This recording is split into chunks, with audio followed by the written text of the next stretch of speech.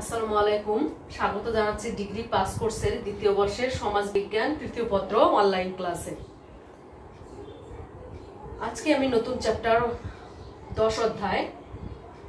10ম অধ্যায় রুশো, সমাজ দার্শনিক রুশো, চ্যাপ্টারটি 10ম অধ্যায় ধ্রুপদী সমাজ চিন্তার লাস্ট চ্যাপ্টার রুশো। এই চ্যাপ্টারটি শুরু করতে যাচ্ছি। তো রুশো, প্রথমে আমরা জানব যে জ্যাক রুশোর পরিচয়।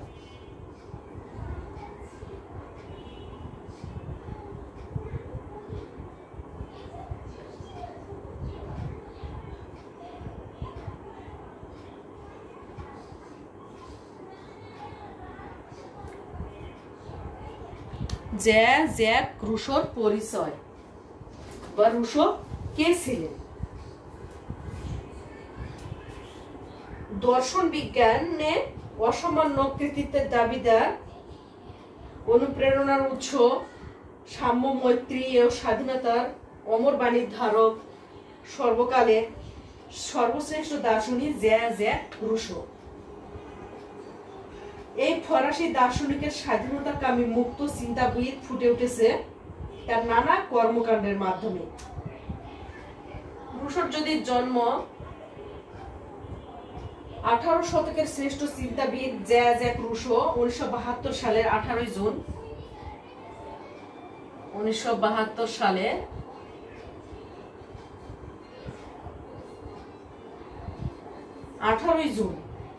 সুইজারল্যান্ডের জেনেভা শহরের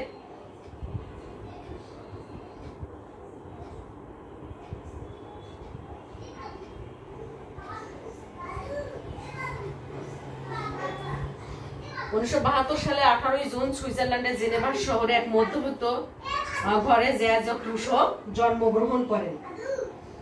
জ্যাকের বাবা ছিলেন একজন ঘড়ি মেরামতকারী।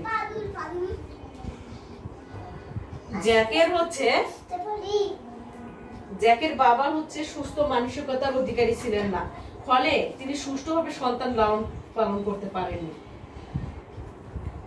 রুশোর শৈশবকালটা, রুশোর বয়স যখন 10 বছর, তখন তার বাবা রুশোদের পরিত্যাগ করে জেনেভা থেকে চলে যায়। ফলে দেখা যাচ্ছে অনেক দুঃখ কষ্টের মধ্যে কিন্তু তার চাচার বাড়িতে রুশোর ছোটবেলাটা অবস্থান করতে হয়। এই দুঃখ কষ্টের জীবনে রুশো স্কুলে ভর্তি হলো, তার পক্ষে কিন্তু স্কুলে পড়াশোনা করাটা চালিয়ে যাওয়াটা সম্ভব হয়নি।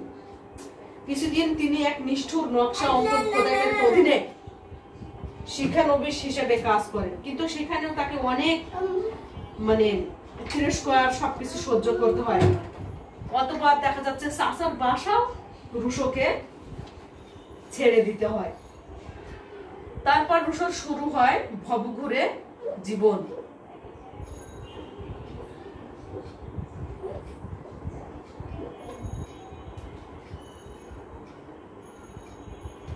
ষোলো বছর বয়সে রুশো সবকিছু ত্যাগ করে একটা অনির্দিষ্ট জীবন যাপনের উদ্দেশ্যে বের হন।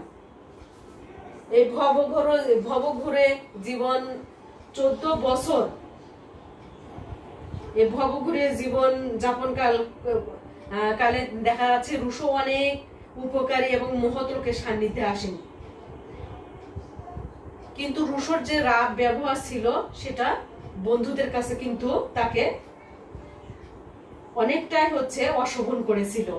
1743 সালে তিনি প্যারিসে ফিরে এসে একটা নরমাল লাইফ লিড করতে ব্যর্থ হন। 1762 সালে তার দুটি গ্রন্থ প্রকাশিত হলে তার জীবনে নেমে আসে একটা অনিশ্চয়তার এক ভাব, কারণ তার গ্রন্থ দুটি ছিল যাজক শ্রেণীকে ক্ষিপ্ত করে। 1762 খ্রিস্টাব্দে তিনি ইংল্যান্ডে গমন করেন এবং ব্রিটিশ রাজা তৃতীয় জর্জ তার জন্য এক পেনশনের ব্যবস্থা করেন। 1763 সালে তিনি ইংল্যান্ডে হিউম এবং এডমন্ড বার্কের আশ্রয় লাভ করেন এবং পরবর্তীতে তার ত্যাগ করেন। 1770 সালে রুশো প্যারিসে চলে আসেন। সেখানে তিনি মানসিক এবং শারীরিক ব্যাধিতে দীর্ঘকাল অতিবাহিত করেন। অবশেষে 1778 সালে 2 জুলাই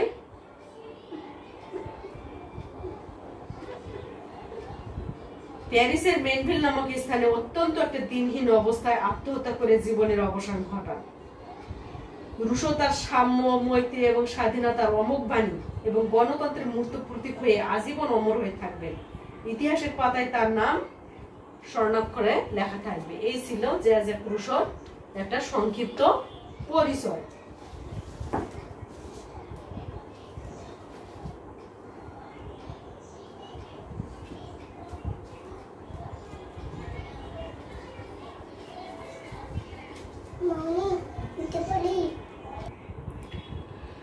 রাজনৈতিক দর্শনে রুশোর একটা ভূমিকা বা রুশোর অবদান মূল্যায়ন করো বা ব্যাখ্যা করো। তার রুশোর যুগান্তরে একটা গ্রন্থ দ্য সোশ্যাল কন্ট্রাক্ট,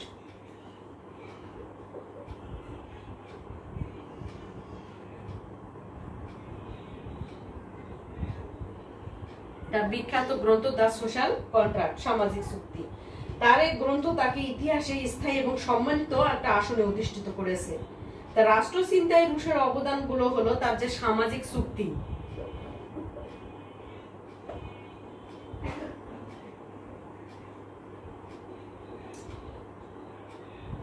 সামাজিক চুক্তিবাদের মাধ্যমে রুশো এক নিয়মতান্ত্রিক শাসন ব্যবস্থার ভিত্তি স্থাপন করেছেন।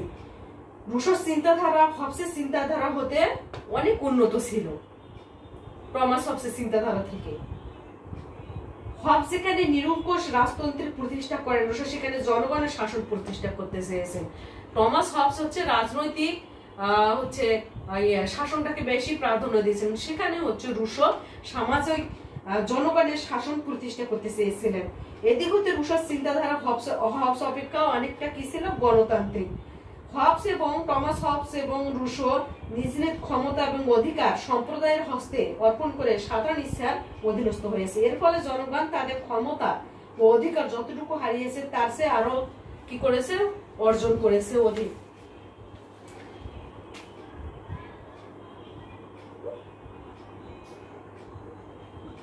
রুশোর সাধারণ ইচ্ছা, রুশোর রাজনৈতিক মতাদর্শের একটি উল্লেখযোগ্য মতবাদ হলো তার সাধারণ ইচ্ছে বা জেনারেল উইল। তিনি যে সাধারণ ইচ্ছার কথা বলেছেন তা প্রকৃতপক্ষে মানুষের যথার্থ ইচ্ছা বা প্রকৃতি ইচ্ছাই জনগণের ইচ্ছা। মানুষের যে জনগণের যে ইচ্ছাটা সেটাই হচ্ছে রুশো সাধারণ ইচ্ছা বলেছেন। রুশোর এই সাধারণ ইচ্ছা তত্ত্বটি সমালোচকদের কাছে কিন্তু নানাভাবে সমালোচিত হয়েছে। অনেক সমালোচক তাকে সর্বাত্মকবাদী দার্শনিক হিসেবে উল্লেখ করেছেন, বলেছে রুশো সর্বাত্মকবাদী দার্শনিক।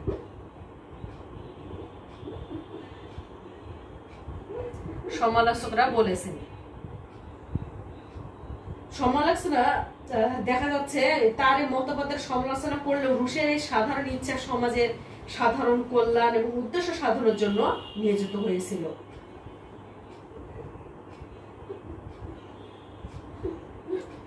রাষ্ট্র ও নৈতিক জীবন,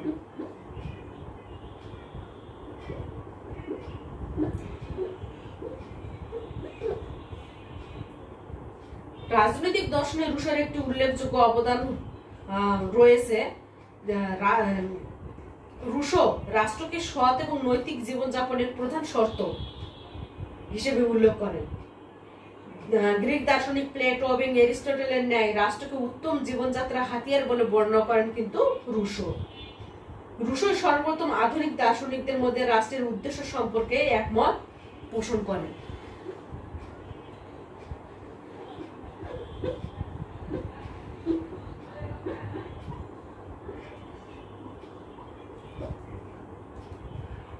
ব্যক্তির স্বাধীনতা, রুশো ছিলেন সাম্য, মৈত্রী এবং স্বাধীনতার মূর্ত প্রতীক। রুশো যেভাবে ব্যক্তির স্বাধীনতা সম্পর্কে বক্তব্য তুলে ধরতে সক্ষম হয়েছে, অন্য দার্শনিকদের ক্ষেত্রে কিন্তু আমরা সেটা পাইনি। রুশো তার রাষ্ট্র দর্শনে স্পষ্টভাবে ব্যক্তির স্বাধীনতাকে তুলে ধরেছেন। তিনি বলেছেন man is born free but everywhere he is insane, অর্থাৎ মানুষ স্বাধীন হয়ে জন্মগ্রহণ করে কিন্তু সবখানে তাকে একটা শৃঙ্খলিত অবস্থায় পাওয়া যায়। এই ছিল রুশোর একটা উক্তি।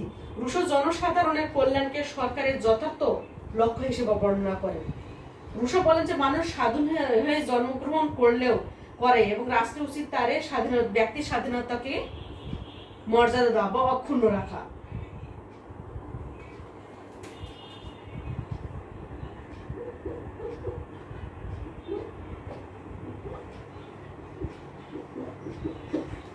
সার্বভৌম ক্ষমতা রুশোর মতবাদের একটি গুরুত্বপূর্ণ অধ্যায় হচ্ছে তার সার্বভৌম ক্ষমতা প্রদান করা। রুশো জনগণের সাধারণ ইচ্ছাকে সার্বভৌম ক্ষমতা রূপে প্রতিষ্ঠিত করে রাষ্ট্র দর্শনে জনগণের সার্বভৌমত্ব মতবাদ প্রতিষ্ঠা করেছেন। রুশো জনগণকে সার্বভৌম ক্ষমতার অধিকারী হিসেবে ঘোষণা করেছেন। সার্বভৌম ক্ষমতার অধিকারী একমাত্র জনগণ, এটি রুশো হচ্ছে সব সময় বলতে চেয়েছেন এবং হচ্ছে এটা বলার চেষ্টা করেছেন এবং ঘোষণা করেছেন। প্রকৃতির রাজ্যের ধারণা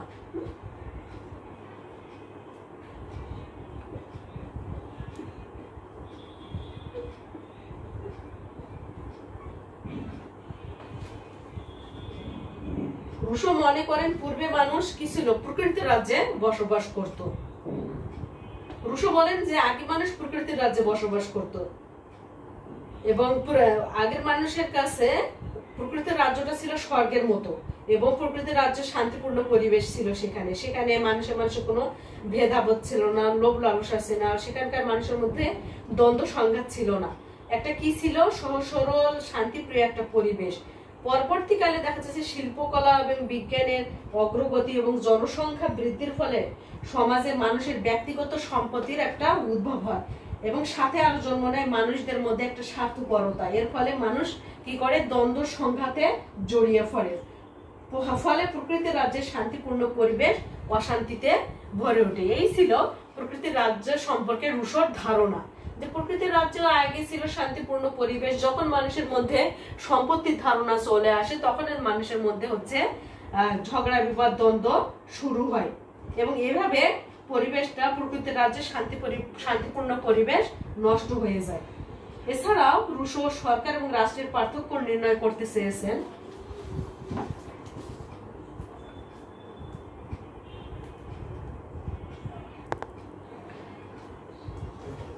রুশো সরকার এবং রাষ্ট্রের পার্থক্য করতে গিয়ে বলেন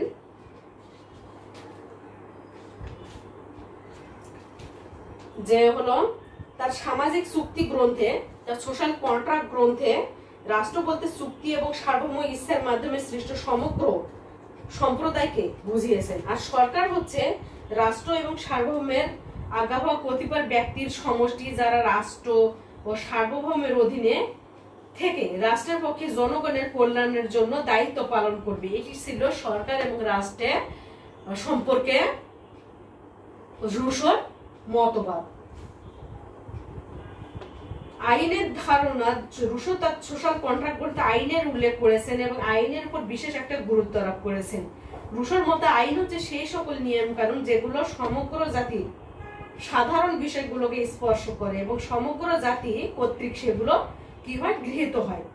রুশো আইন প্রয়োগের প্রয়োজনীয়তার উপর গুরুত্ব আরোপ করেন এবং বলেন আইনের অনুশাসন ছাড়া কোন রাষ্ট্র বৈধ রাষ্ট্রে পরিণত হতে পারে না।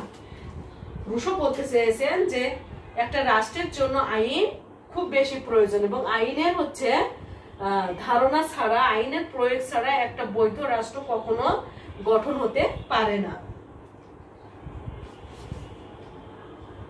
রুশো রাষ্ট্র প্রতিষ্ঠার ব্যাপারে সাধারণ ধীর শক্তি সম্পন্ন আইন প্রণয়নকারী আবশ্যকতার কথা উল্লেখ করেছেন।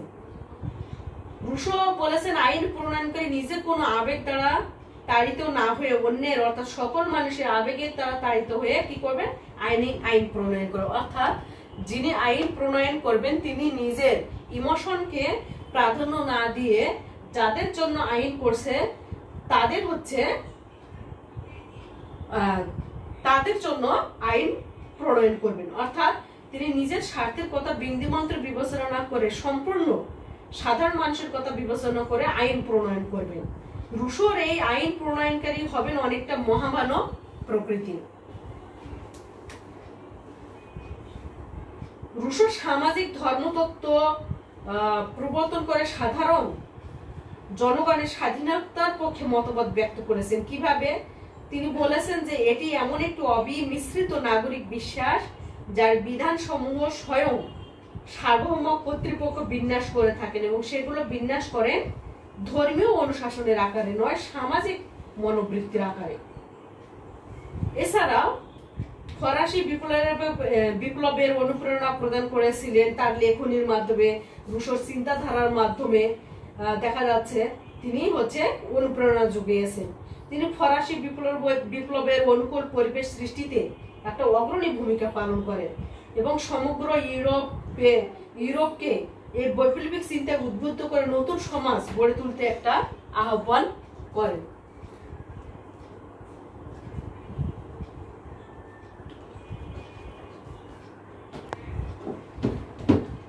রুশোর সামাজিক চুক্তি মতবাদ যে রয়েছে সেটি এখন আমি ডিসকাস করব।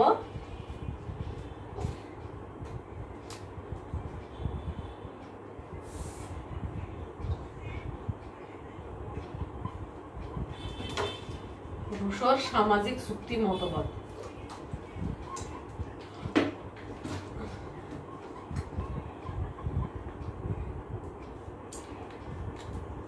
রুশোর দ্য সোশ্যাল কন্ট্রাক্ট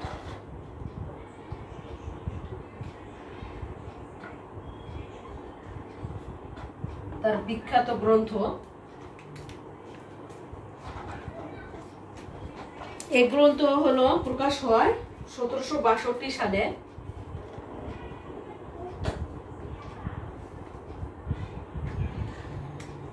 এবং তার এই সোশ্যাল কন্ট্রাক্ট গ্রন্থে তার সামাজিক চুক্তি সম্পর্কে বিস্তারিত আলোচনা করেছেন। তার বিখ্যাত উক্তি হচ্ছে, মানুষ স্বাধীন হয়ে জন্মগ্রহণ করে কিন্তু সর্বত্র তাকে একটা শৃঙ্খলিত অবস্থায় থাকতে হয়। এই মূল ভিত্তির উপরে তিনি সামাজিক চুক্তি মতবাদটি আলোচনা করেন। 1762 সালে প্রকাশিত দ্য সোশ্যাল কন্ট্রাক্ট গ্রন্থের মূল ভাব অর্থই ছিল সামাজিক চুক্তি মতবাদ। রুশোর মতে পূর্বে মানুষ প্রকৃতির রাজ্যে বসবাস করত এবং প্রকৃতির রাজ্য ছিল স্বর্গের মতো, সেখানে শান্তি শৃঙ্খলা সবসময় বজায় থাকতো। কিন্তু মানুষের মধ্যে যখন সম্পত্তির ধারণা আসে তখন মানুষ দ্বন্দ্বে লিপ্ত হয় এবং এই প্রকৃতির রাজ্যে সুখ শান্তি নষ্ট হয়ে যায় এবং এই অবস্থা থেকে পরিত্রাণের একমাত্র উপায় হিসেবে পারস্পরিক চুক্তির মাধ্যমে কি করে রাষ্ট্র গঠনের সিদ্ধান্ত গ্রহণ করা হয়। এটাই হচ্ছে সামাজিক চুক্তির মূল কথা। তার এই সামাজিক চুক্তির প্রকৃতিটা ছিল, রুশো সামাজিক চুক্তির প্রকৃতি সম্পর্কে বলেন যে আমরা প্রত্যেকে সমবেত ভাবে আমাদের নিজ নিজ জীবন ও সকল ক্ষমতা সাধারণ ইচ্ছার চূড়ান্ত পরিচালনাধীনে ন্যস্ত করি এবং সংঘবদ্ধ জীবন ব্যবস্থায় আমরা প্রত্যেকে সার্বিক সত্তার অবিচ্ছেদ্য অংশ হিসেবে তা ফিরে পাই। রুশোর সামাজিক চুক্তি থেকে দেখা যায় যে জনগণ সমাজ চুক্তির মাধ্যমে কোন শাসক শ্রেণীর হাতে নয় বরং গোটা সমাজের হাতে তাদের শাসনভার অর্পণ করলো। অর্থাৎ জনগণ কি করেছে, নিজেদের পারস্পরিক চুক্তির মাধ্যমে তারা কোনো একটা নির্দিষ্ট শাসক শ্রেণীর হাতে তাদের শাসন ক্ষমতা নয় বরং গোটা সমাজের হাতে তাদের শাসনভার অর্পণ করে। এভাবে প্রত্যেকেই নিজ নিজ ব্যক্তি সত্তা বিসর্জন দিয়ে যৌথ সত্তা সৃষ্টি করে। রুশোর মতে এই যৌথ সত্তার নামই হলো সাধারণ ইচ্ছা। যে যৌথ সত্তাটা সমাজের উপর জনগণ দিয়েছিল, এই যৌথ সত্তাটাই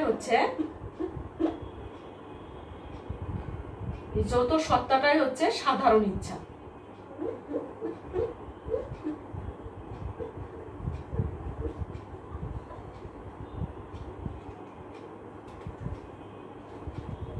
রুশো বলেন, চুক্তির সম্পাদনকারী প্রতিটি ব্যক্তির স্থানে এমন একটি নৈতিক এবং যৌথ ব্যবস্থা সৃষ্টি হয় যার নিজস্ব সত্তা এবং ইচ্ছা বিদ্যমান এবং এই সত্তা ও ইচ্ছা মানুষের ব্যক্তিগত ইচ্ছা এবং সত্তা থেকে সম্পূর্ণ ডিফারেন্ট ছিল, মানে স্বতন্ত্র ছিল।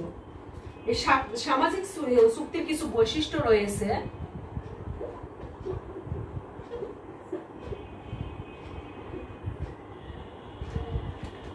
রুশো পারস্পরিক চুক্তির মাধ্যমে সকল ক্ষমতা সাধারণ ইচ্ছার উপর সমর্পণ করেছেন।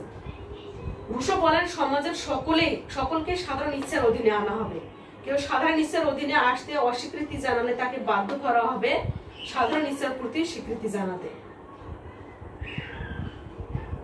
তাহলে রুশোর সাধারণ ইচ্ছার কি সামাজিক চুক্তি মতবাদের একটি বৈশিষ্ট্য হলো সাধারণ ইচ্ছার ক্ষমতা সমর্পণ।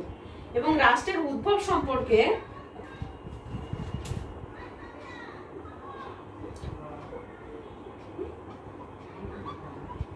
রুশোর সামাজিক চুক্তি মতবাদের একটা বৈশিষ্ট্য ছিল রাষ্ট্রের উদ্ভব। রুশো প্রকৃতির রাজ্যের অশান্তপূর্ণ পরিবেশ থেকে পরিত্রাণের একমাত্র উপায় হিসেবে পারস্পরিক চুক্তির মাধ্যমে রাষ্ট্র গঠনের কথা উল্লেখ করেন। পারস্পরিক চুক্তির মাধ্যমে সৃষ্ট এই রাষ্ট্রে মানুষের অধিকার ও সাম্য এবং স্বাধীনতা কি সংহত হয়, অধিক মাত্রায় সংরক্ষিত হয়।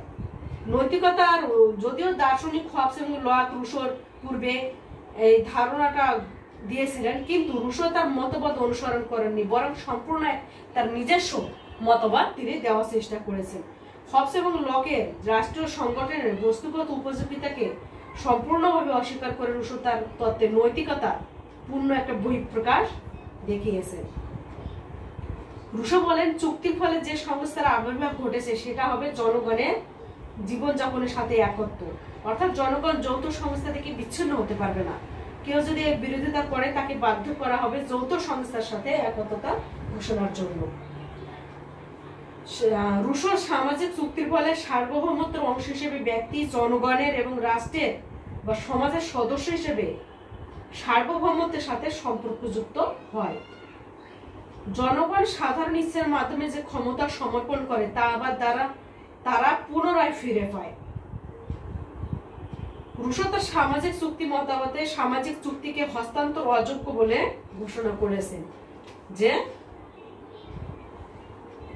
রুশো বলতে চেয়েছে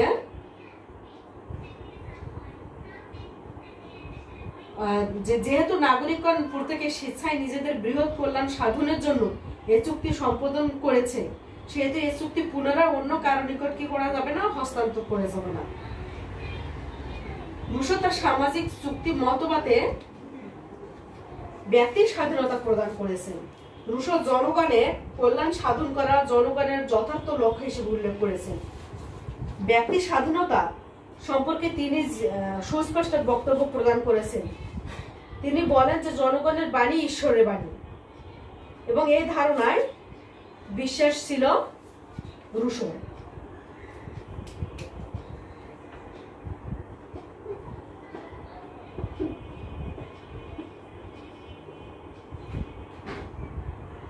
রুশো সামাজিক চুক্তি মতবাদের মাধ্যমে সাম্য প্রতিষ্ঠা করেন।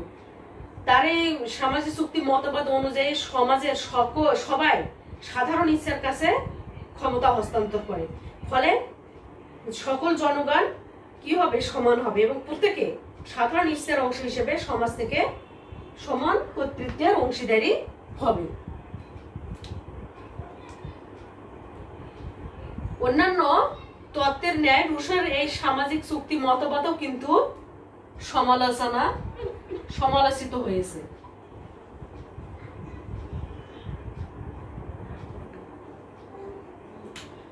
অনেকে রুশোর সামাজিক চুক্তি মতবাদের সমালোচনা তুলে ধরেছেন, যেমন কেউ বলেছে কল্পনা বিলাসী। রুশোর সামাজিক চুক্তি মতবাদ ছিল কল্পনা বিলাসী।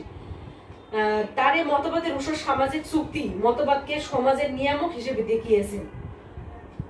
তাছাড়া তিনি প্রকৃতির রাজ্যকে কল্পনা করেই বা এর উপর ভিত্তি করে তার সামাজিক চুক্তি মতবাদের ভিত্তি রচনা করেছেন বলে সমালোচকরা বলেছেন যে রুশো কল্পনা বিলাসী। এবং অনেকে বলেছেন রুশোর স্বেচ্ছাচারিতা আর ফলে, যেমন যে রুশোর সামাজিক চুক্তি মতবাদের সাধারণ ইচ্ছার হাতে ক্ষমতা ন্যস্ত করার ফলে তিনি কি করেছেন, সংখ্যাগরিষ্ঠের সমর্থন করেছেন, যার ফলে তার কল্পিত রাষ্ট্র জনতাতন্ত্রে পরিণত হয়েছে। এবং অনেকে বলেছেন যে সামাজিক চুক্তি মতবাদের দ্বারা রুশো বিপ্লবকে প্রশ্রয় দান করেছেন এবং রুশোর সামাজিক চুক্তি মতবাদ অস্পষ্ট বলে সমালোচকরা বলেছেন। রুশো জনগণের সম্পত্তি দ্বারা প্রতিষ্ঠিত রাষ্ট্রকে পাবলিক পার্সন বলেছেন। এ ধরনের রাষ্ট্র নিরপেক্ষ এবং কোনো ধরনের অন্যায় করতে পারে না, কিন্তু জনগণ যেখানে নিজেদের নিরাপত্তা বিধানে চুক্তিবদ্ধ হলো সেখানে কর্তৃপক্ষ কতটা নিরপেক্ষ তাতে সন্দেহের অবকাশ থেকে যায়। এই ছিল রুশো সামাজিক চুক্তি মতবাদের সমালোচনা। আমরা বলতে পারি যে হলো রুশের সামাজিক চুক্তি মতবাদ বিভিন্নভাবে সমালোচিত হলেও তার এই সামাজিক চুক্তি মতবাদের কিন্তু গুরুত্ব অবশ্যই রয়েছে। আমাদের আধুনিক জীবনধারার অনেক উপাদান রয়েছে রুশের এই সামাজিক চুক্তি মতবাদে। আর এই মতবাদের কারণে রুশো দার্শনিক চিন্তাধারার ইতিহাসে একটা চিরস্মরণীয় হয়ে আছেন তার এই তত্ত্বগুলোর মাধ্যমে, তার দার্শনিক মতবাদের মাধ্যমে।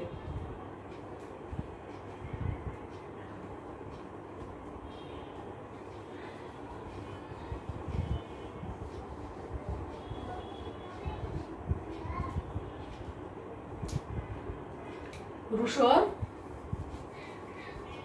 প্রকৃতির রাজ্যের মতবাদটি কি ছিল?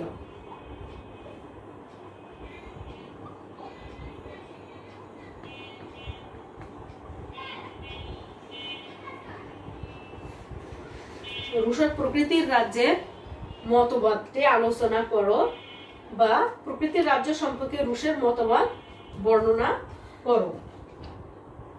রুশের প্রকৃতির রাজ্য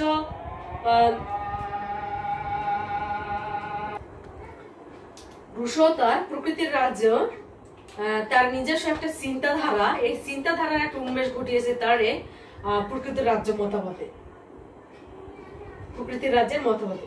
রুশোর মতে পূর্বে মানুষ প্রকৃতির রাজ্যে বসবাস করত, পরে দেখা যাচ্ছে প্রকৃতির রাজ্যটা কি ছিল, সুখ শান্তিতে মানুষ বসবাস করত, পরে হচ্ছে ভেদাভেদ সৃষ্টি হয়। তাই প্রকৃতির রাজ্যের হচ্ছে কিছু বৈশিষ্ট্য রয়েছে, যে রুশের প্রকৃতির রাজ্যের বিভিন্ন দিক বিশ্লেষণ করলে আমরা কিছু বৈশিষ্ট্য পাই। সেই বৈশিষ্ট্যগুলো হচ্ছে স্বাধীনতা। প্রকৃতির রাজ্যের মানুষের অন্যতম প্রধান বৈশিষ্ট্য ছিল স্বাধীনতা। প্রকৃতির রাজ্যের সকলেই অত্যন্ত স্বাধীন ছিল। এজন্য রুশো তার বিখ্যাত সামাজিক চুক্তি গ্রন্থে বলেছেন যে মানুষ স্বাধীন হিসেবে জন্মগ্রহণ করে, স্বাধীন হয়ে জন্মগ্রহণ করে, কিন্তু তাকে সর্বত্র একটা শৃঙ্খলিত অবস্থায় দেখতে পাওয়া যায়। রুশো স্বাধীনভাবে জন্মগ্রহণ করা বলতে এখানে প্রকৃতির রাজ্যকে বুঝিয়েছে। রুশো প্রকৃতির রাজ্যের মানুষের চরিত্র একটা হলো নিরূপণের চেষ্টা করেছেন। তিনি এখানে নিজস্ব চিন্তাধারার প্রকাশ ঘটিয়েছেন। তিনি প্রকৃতির রাজ্যের মানুষের চরিত্র নিরূপণ করতে পারেন যে প্রকৃতির রাজ্যের মানুষের চরিত্র ছিল সৎ, সুন্দর, পরোপকারী এবং পরস্পর সহযোগী। রুশো প্রকৃতির রাজ্যের মানুষের পরবর্তী সময় কলহপ্রিয়তা বা মহান বর্বর হওয়ার পেছনে একটা অন্যতম কারণ হিসেবে উল্লেখ করেন যে আত্মকেন্দ্রিকতা।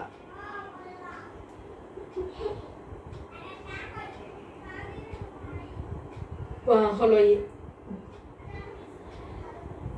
রুশো বলেন যে পরার্থপরতা রোধ পূর্ণাঙ্গরূপে বিকশিত হওয়ার জন্য যে পরিবেশ প্রয়োজন ছিল তা না থাকায় তাদের মধ্যে কি দেখা দেয়, আত্মকেন্দ্রিকতা দেখা দেয়।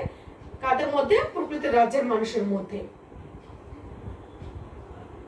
উদ্দেশ্য সাধন। রুশোর মতে প্রকৃতির রাজ্যে যারা বসবাস করত তারা দুটি উদ্দেশ্য সাধনের জন্য। পূর্বে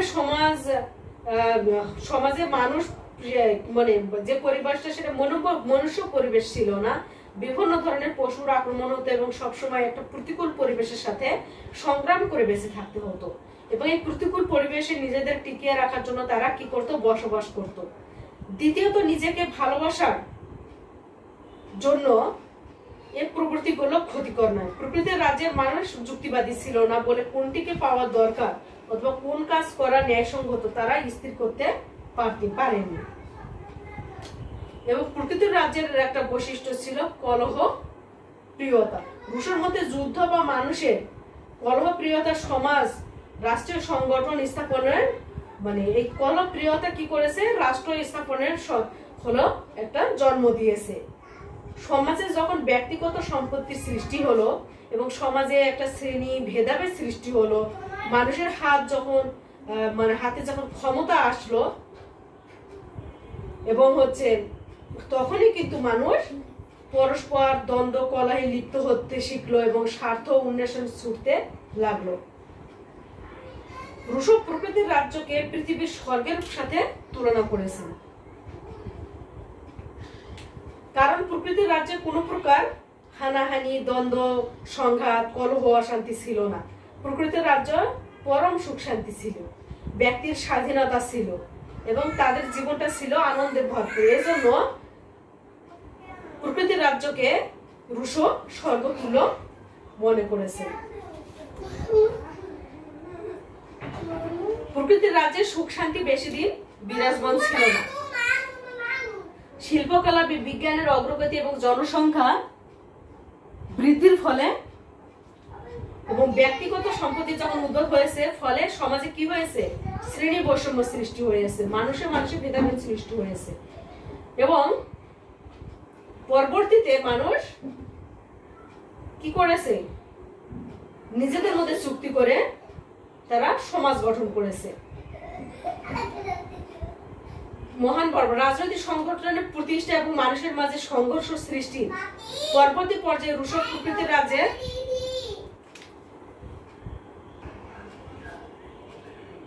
রাজনৈতিক সংগঠন প্রতিষ্ঠা এবং মানুষের মাঝে সংঘর্ষ সৃষ্টি পরবর্তী পর্যায়ে রুশো প্রকৃতির রাজ্যের মানুষকে মহান বর্বর বলে আখ্যায়িত করেছেন। এছাড়া রুশো প্রাক রাজনৈতিক পরিবেশের যুক্তিবুদ্ধি মানুষের রেশনাল ম্যান অপেক্ষা পরবর্তী মহান বর্বরদের প্রতি অধিক অনুরাগ প্রদর্শন করেছেন।